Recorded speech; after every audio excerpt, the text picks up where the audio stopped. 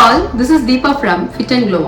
நம்ம இன்னைக்கு என்ன பார்க்க போறோம்னா ஆஃப்டர் டெலிவரி என்னென்ன மித்ஸ் எல்லாம் நம்ம வந்து கேட்டுட்டு இருக்கோம், காலகாலமா என்னென்ன கேட்டுட்டு இருக்கோம், அது எல்லாமே ஒன்னொன்னு நம்ம பார்க்க போறோம். ஃபர்ஸ்ட் மித், நம்ம we should not keep diet during breastfeeding. இது ஒரு பெரிய மித். என்னன்னா breastfeed பண்ணும்போதே நம்மளால போர்ஷன் கண்ட்ரோல் பண்ணி கண்டிப்பா டயட் இருக்க முடியும்.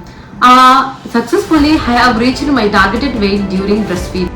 Number 2, we should eat more rice, then only we can get more milk supply. Wow, இருக்கிறதுலே இதுதான் பெரிய மித். என்னன்னா நிறைய ரைஸ் சாப்பிட்டா நம்ம நிறைய குண்டு தான் ஆகும். Here water only the main hero to produce more milk, not a more rice.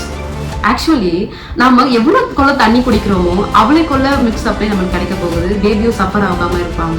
இது காலகாலம் என்ன சொல்லிட்டு இருக்காங்க, நிறைய சாப்பாடு சாப்பிட்டாதான் வந்து நிறைய மில்க் சப்ளை கிடைக்கும், அப்போதான் பேபி வந்து நல்லா புஷ்டிக்கா இருப்பாங்க. இதெல்லாம் வந்து பெரிய மித். இதெல்லாம்.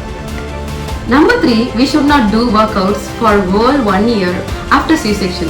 இது இருக்கிறதுலே பெரிய மித். என்னன்னா நம்மளுக்கு C-section பண்ணி முடிச்சு 6 monthsக்கு அப்புறமே wound எல்லாமே சரியாக ஆரம்பிச்சிடும். நம்ம மினிமலான ஒர்க் எல்லாமே ஸ்டார்ட் பண்ணலாம். Number 4, நிறைய கீ சாப்பிட்டாதான் நம்ம நிறைய வந்து மில்க் சப்ளை கிடைக்கும், அப்போதான் நம்ம நல்லா இருக்க முடியும் அப்படின்னு பெரியவங்க சொல்லுவாங்க. அதுதான் தப்பு. நிறைய கீ சாப்பிட்டா அன்வான்ட் ஃபேட்ஸ் தான் நம்ம பாடியில வந்து ஸ்டோர் ஆகும். 1 tablespoon of ghee more than enough to recover our body. ஏன்னா கீ ஒரு ஸ்பூன் எடுத்தாவே நம்ம பாடி வந்து ரெக்கவர் பண்ணிடும். அது கண்டினியூஸா வந்து எடுத்துட்டே இருந்தாலே போதும். அதுக்குன்னு நிறைய டப்பாவா சாப்பிடணும்னு அவசியமே இல்லை. நிறைய பால் குடிச்சா நிறைய பிரஸ்ட் மில்க் கிடைக்கும். வா, எவ்வளவு கேட்டாச்சு. பட் அதுதான் இல்லை. நம்ம நிறைய பால் குடிச்சா பேபிஸ்க்கு தான் ஆகாது. ஏன்னா பேபியோட டைஜஷன் சிஸ்டம் வந்து மெச்சூர்ட் ஆகாம இருக்கும். ஸோ நிறைய பால் குடிச்சா பேபிஸ் வாமிட் தான் எடுப்பாங்களே கண்டி அவங்க வந்து புஷ்டிக்கெல்லாம் ஆக மாட்டாங்க. இந்த மாதிரி மித்ஸ் நம்ம எல்லாமே டே பை டே கேட்டுட்டு தான் இருக்கும்.